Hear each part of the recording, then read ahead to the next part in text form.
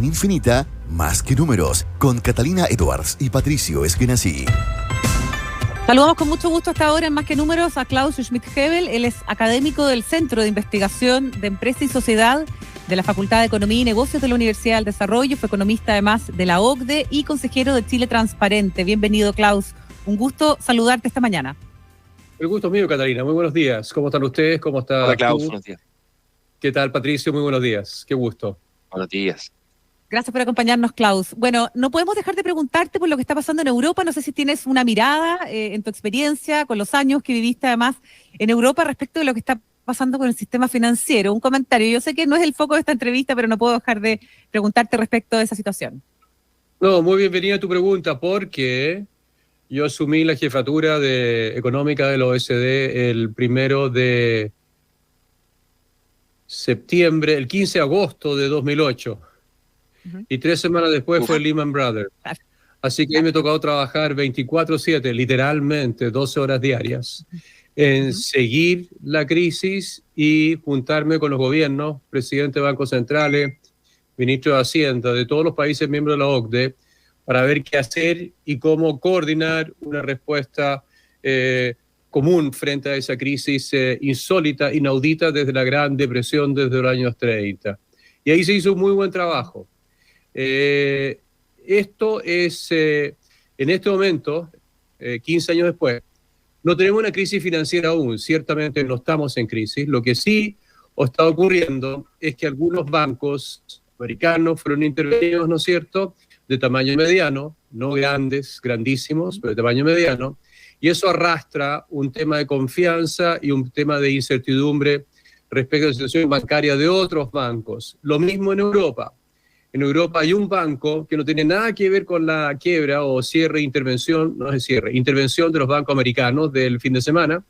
Es el Credit Suisse, que perdió en torno a 10.000 millones por una mala inversión, por malos créditos a una empresa de inversiones que quebró. Y eso fue el año pasado ya, y eso arrastra un problema severo para Credit Suisse. Creo que esta situación de hoy día, me puedo equivocar, ojalá no me equivoque, pero creo que esta situación hoy día en Europa, en Estados Unidos, en los mercados financieros más importantes del mundo, dista mucho del año 2008. Acá yo no veo un tema sistémico, yo veo temas puntuales en algunos bancos sobre expuestos a ciertos créditos o ciertas carteras muy concentradas regionalmente, o en un cierto deudor que perdió mucha plata, o en un cierto sector como el high-tech y los startups, en el caso de SB, en el caso de California. No es una crisis generalizada que tenga una raíz principal, una causa principal como fue el 2008.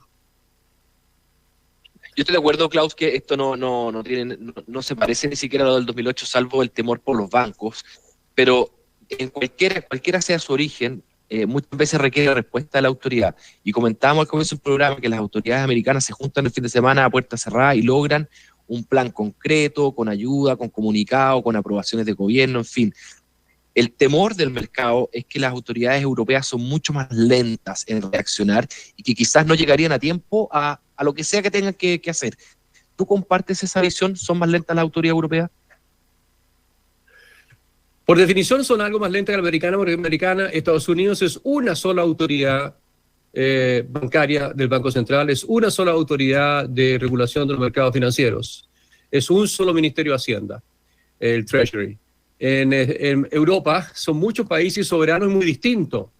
Credit Suisse está localizado en Suiza. Suiza no es parte de la Unión Europea. La Unión Europea no puede hacer nada respecto de Credit Suisse, absolutamente nada.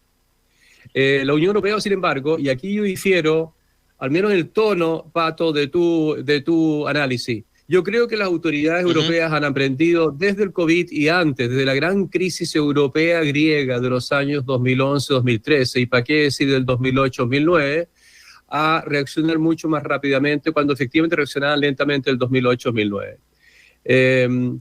Y por tanto, yo creo que si esta situación persiste, ¿cuál es la situación? Caída significativa y sistemática de los precios y de los bonos y de las acciones de los bancos europeos, o al menos de algunos o muchos sistémicamente importantes. Eso va a llevar a una intervención de acá hasta el fin de semana.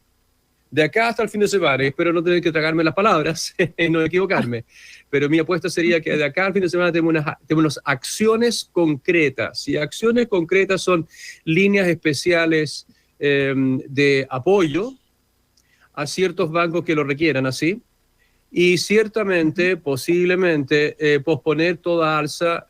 Tú mencionaste muy bien, Cata, que se espera una alza de 50 puntos base. Yo esperaría que eso se congelara hasta que esta situación financiera se resolviera. Pero no sé lo que dicen los mercados. No he mirado cuáles son los futuros, ¿no es cierto?, de tasas de corto plazo en el mercado interbancario europeo. Pero yo también esperaría algo en esa dirección. En resumen, yo creo que van a intervenir, y bastante rápido, la autoridad financiera y el Banco Central Europeo, ambos de la zona euro. Representando a los 20 y tantos países miembros de la zona euro, que un poquito menos que los de toda la Unión Europea. Perfecto. Liquidez a la vena, como dice Estados Unidos. Klaus, una última pregunta, pero desde el sector bancario chileno. Exacto. La situación de nuestra banca ofrece garantías, tiene sistemas de alerta oportunos, tempranos, que nos permitan estar bien preparados frente a una situación de contagio eventual. Mira, acá yo tengo que hacer por razón de transparencia, tengo que decir al tiro que yo soy director de un banco sistémico y grande en Chile, soy director del Banco BCI. Yo creo que la banca chilena está muy bien regulada y supervisada por la CMF y con un rol más tangencial por el Banco Central de Chile. También el Ministerio de Hacienda, por supuesto, nos mira a los bancos, y creo que la banca central, la banca comercial, pública, Banco del Estado, y privada, que es dominante, ¿no es cierto?, comercial, está en un buen pie para enfrentar este tipo de situaciones como la que se ve a nivel internacional. Los bancos chilenos están bien capitalizados, hay toda una sucesión de protecciones o muros frente a una situación de incertidumbre o eventualmente incluso de retiro de depósito, como ha ocurrido en Estados Unidos y en Europa. Allá es similar por lo demás. Primero están sí, por el lado de retiro de depósito, ¿no es cierto? Si hay movimientos en ese sentido, hay líneas de crédito del Banco Central, está el mercado interbancario, si esto es de muy corto plazo, y por el lado de los créditos están las provisiones de los bancos. Pocas veces en la historia los bancos chilenos han tenido tantas provisiones tan altas en relación a los créditos como lo tienen ahora. Y por tanto yo creo que nosotros estamos muy bien regulados, supervisados y a su vez con buena liquidez.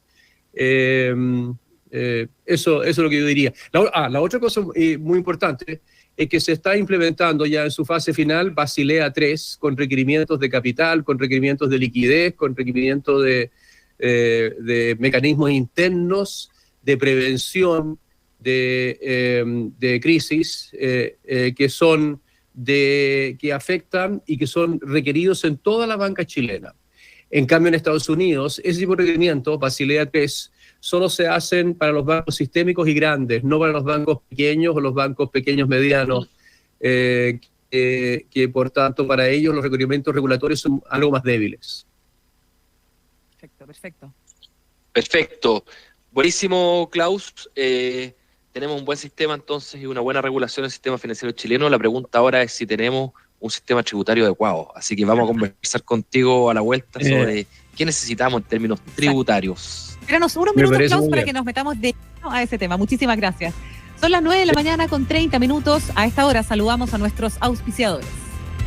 Tenemos una noticia de alto impacto para los Villa Lovers. Desde este lunes 13 de marzo, Villa Pet te espera en su nuevo local ubicado en Isidora 3000, en la esquina con calle Carmencita. Van a atender de lunes a sábado con un horario inicial desde las 9 de la mañana hasta las 8 de la noche y a prepararse porque siguen las esperadas noticias. Faltan pocos días para la reapertura de Luis Pasteur.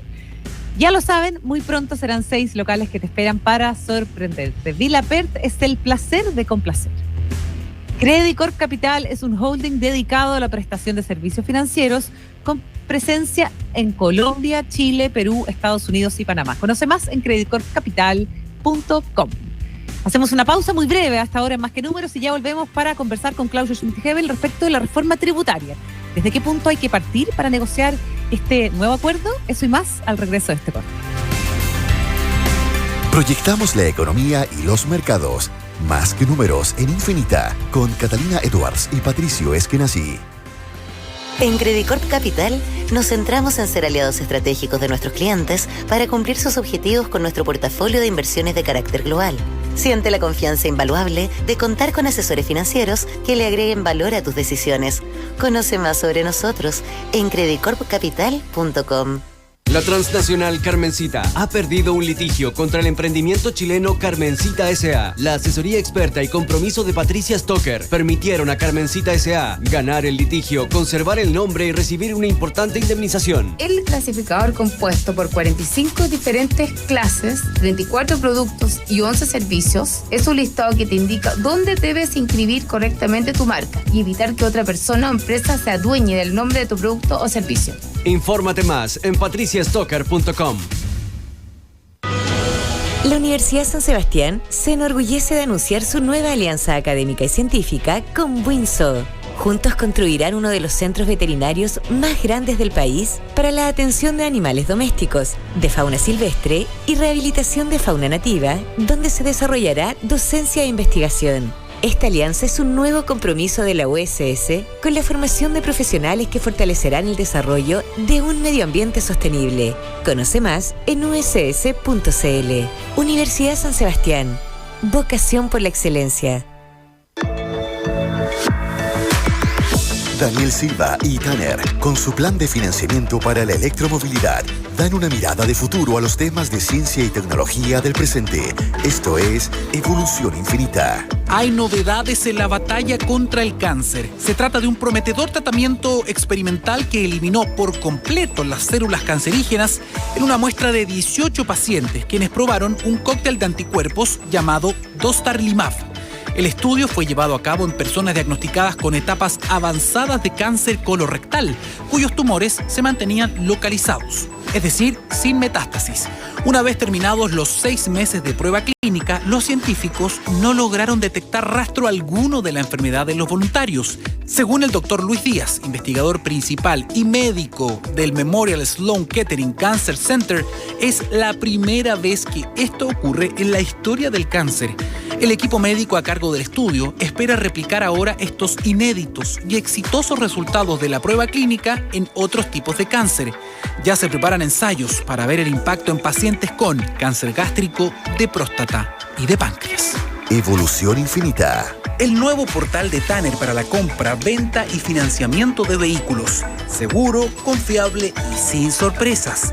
Ingresa hoy a tannerone.cl, encuentra el auto que quieres, cotízalo y fináncialo en un solo lugar. Tanner One, una solución de Tanner Servicios Financieros. Daniel Silva y Tanner Servicios Financieros dan una mirada de futuro a los temas de ciencia y tecnología del presente. Esto fue Evolución Infinita. Mito de la electromovilidad número 1. Los autos eléctricos son increíbles, pero inalcanzables. Realidad. Con Tanner Servicios Financieros, los automóviles eléctricos están mucho más cerca de lo que crees. Entra hoy a tanner.cl y conoce nuestro plan de financiamiento para la electromovilidad. Distintos tipos de créditos con una cuota a tu alcance. Súbete hoy a la electromovilidad con Tanner Servicios Financieros. En Infinita te acompañamos las 24 horas. 9 de la mañana, 34 minutos. No busques más. Tu nuevo Ford está en AutoSummit de Ford House. Encuentra tu modelo favorito en nuestras sucursales de Santiago, Antofagasta y Calama, donde serás atendido por un ejecutivo experto. Te esperamos en AutoSummit de Ford House.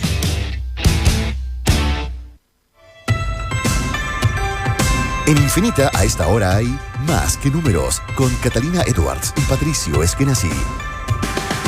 Así es, son las 9 de la mañana con 35 minutos. Estábamos conversando en la primera parte del programa con Claudio Schmitt-Hebel. Él fue economista, ¿no? Jefe de la OCDE, consejero de Chile Transparente, es director de empresas, pero está hoy día abocado a la academia, es académico del Centro de Investigación de Empresa y Sociedad de la Facultad de Economía y Negocios de la Universidad del Desarrollo. Y bueno, Pato dejó enunciado un tema súper importante que vamos a conversar con Klaus. Sí, Klaus, necesitamos una reforma tributaria, necesitamos un pacto tributario, ¿nos podemos rascar con lo que tenemos? La estructura del sistema tributario chileno no es mala. No es mala. Uno puede discutir sobre la intensidad o los niveles de los impuestos en los distintos componentes del sistema tributario chileno. Sin embargo, tiene dos fallas principales, respecto a las cuales me puedes preguntar, Pato, más adelante. Y estas fallas yo creo que vale la pena corregirlas. Y después del muy buen fracaso de la votación en la Cámara de Diputados del proyecto de ley propuesto por el gobierno hace pocos días atrás, infligido ese fracaso por 3 diputadas del Frente Amplio, tengo entendido, se requiere, sí, se puede trabajar en un pacto tributario muy bien negociado entre distintos expertos y distintos partidos que conforman nuestro escenario político, cosa que no se hizo durante los 8 meses, más bien 12 meses de este gobierno, los primeros 12 meses, en los cuales se preparó y luego se hicieron indicaciones, pero que estuvieron muy lejanas de lo que expertos tributarios, incluido yo, y muchas otras personas y muchos otros partidos de oposición o de centro derecha, incluso de centro izquierda, le hicieron al ministro Marcel. Klaus, ¿por qué dices que fue un muy buen fracaso lo ocurrido la semana pasada en la Cámara de Diputados? Volver a negociar otra reforma tributaria tiene sus costos, ¿no? Sí, pero los beneficios de este fracaso son enormes, porque este fue el peor proyecto de ley presentado en la historia de cualquier país miembro de la OECD. Yo conozco más o menos, no todos, pero muchos de los sistemas tributarios de la OECD. Conozco las reformas tributarias realizadas en países de la OECD en los últimos 10, 15 años, y ningún país propuso las pésimas medidas completamente distorsionadoras en la asignación de recursos y especialmente persecutorias del capital que pretendía la reforma del gobierno y que fue derrotada en la Cámara de Diputados. Tiene 5 o 6 fallas que son gravísimas y que espero que no estén en un pacto tributario futuro, sino que sean reemplazadas por buenos componentes de reformas tributarias, y existen esos. Klaus, partiendo por lo primero, el programa del presidente Boric plantea más o menos la necesidad de recaudar, 3, 4 puntos más del PIB. Esos son más o menos 10.000 millones de dólares, 12.000 millones de dólares. ¿Cómo se podrían, si es que no eran con estas medidas, dónde podríamos hincarle el diente para poder conseguir esos 10.000 millones, si es que estás de acuerdo que son los que necesitamos?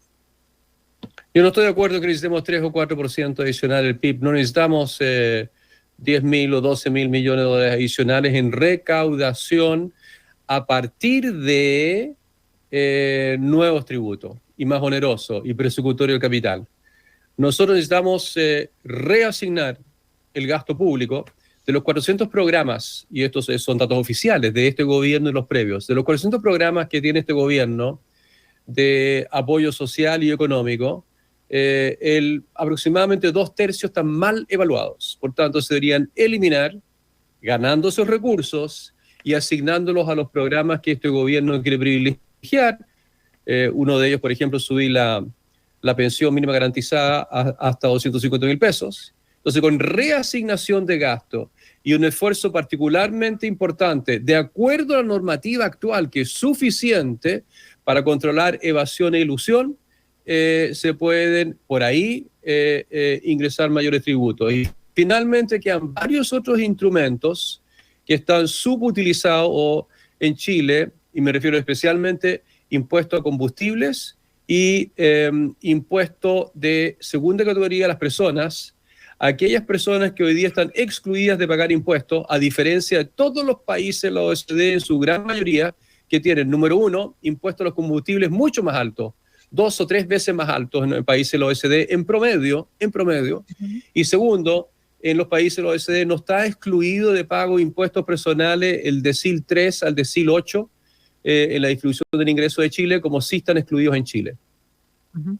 Klaus, o sea, ¿se pueden eventualmente cumplir los compromisos sociales sin reforma tributaria? Pero ¿se puede construir una reforma tributaria sin el acuerdo o el diálogo con los empresarios? A ver, de poder se puede. Yo creo que los empresarios tienen una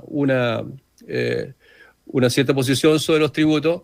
Yo creo que los partidos que no fueron considerados mucho en la discusión tributaria en los 8 meses que estuvo en el Congreso, las indicaciones no recogieron lo que decían los amarillos, los demócratas, Evópolis, la UDI, RN, y por tanto hay que recoger a partidos políticos excluidos, y ciertamente también la voz de los empresarios me gustaría escucharla en sus propuestas tributarias para recaudar más. Pero insisto, reasignación de gasto y realizar a través de un cierre de programas muy mal evaluados en cuanto a su impacto social, yo creo que son instrumentos centrales antes que hablemos de aumentar los tributos. Ahora, si a mí me presiona, me preguntan ¿cuál es el tributo? Faltan 2 tributos esenciales. Un tributo que castiga externalidades negativas tremendas para el medio ambiente chileno y mundial, que son los tributos a los combustibles, que en Chile son muy bajos. Ahí recaudaríamos 2.500, 3.000 millones de dólares anuales, vale decir 1 punto del PIB. Y luego un establecimiento, más bien es extensión a grupos de ingresos medianos, bajos, medianos y medianos altos, que hoy día están excluidos de pagar impuesto a la renta. Sería más un muy buen instrumento para formalizar la relación entre dichos contribuyentes y el Estado, empezando con tasas muy bajitas. La tasa más baja podría empezar en el 1%, ¿no es cierto? Y subir gradualmente a las tasas que hoy día pagan en forma bastante intensa los grupos de altos ingresos en el decil octavo y medio, noveno, décimo. Klaus, además de las consideraciones técnicas, obviamente que estas políticas tienen un eje, un componente político. ¿No temes que, por ejemplo, cerrarse a la idea de recaudar más plata con nuevos tributos pueda volver a llevarnos a los orígenes del estallido, a un sexto retiro, digamos, y que esto incluso hay gente que hace el paralelo de que así como se rechazó la propuesta de constitución para reformar y para hacer una nueva discusión, se podría seguir el mismo camino y que sería adecuado sentarse a conversar, a negociar y ceder en nuevos tributos para evitar justamente como una efervescencia social. ¿Le temes a eso? A ver, podemos ser rehenes siempre los que amenazan con el terrorismo. Y yo creo que en Chile ya somos rehenes de los que amenazan con el terrorismo, con quemar iglesias, con quemar establecimientos comerciales, con asesinar a civiles, inocentes, carabineros, etc. Si somos rehenes de ello y por tanto simplemente nos autoinhibimos en plantear buenas ideas y colocarlas sobre la mesa, estamos muy mal. Y eso, por tanto, no podemos partir de esa base. Ahora, ciertamente hay algunas ideas que son políticamente más difíciles de pasar que otras, pero que pasen por el proceso político, no por la amenaza que vamos a tirar a los terroristas y el lumpen a las calles. Entonces, sentémonos a negociar componentes racionales. Entonces, un lado el gobierno y el otro lado, desde los amarillos y demócratas hacia la derecha, negocien, ¿no es cierto?, que negocien los distintos componentes de un pacto tributario racional. Me parece súper bien, recojo las palabras y las propuestas del ministro Marcel, que después del destemplada reacción de Guata que tuvo cuando fue derrotado el martes pasado, hace una semana atrás, recogió cañuela y con un tono muy distinto y también con un mensaje muy distinto plantea la negociación de un pacto tributario. Lo apoyo 100% en ese intento y en ese esfuerzo, pero no con la amenaza del revólver puesto sobre la mesa, de que si no se acepta lo que dice el gobierno, habrá más terrorismo, habrá otros estallidos y seguiremos quemando a Chile entero, ya sea vía incendios forestales o nuestras urbes, nuestros centros urbanos. Klaus Schmidt-Hebel, está presente la amenaza de un sexto retiro. ¿Qué impacto podría tener esto en nuestro mercado? En nuestra economía, en realidad. Tan negativo como los impactos de los previos. Básicamente acabar una fuente esencial de financiamiento de futuras pensiones, llevar a más gente a la pobreza,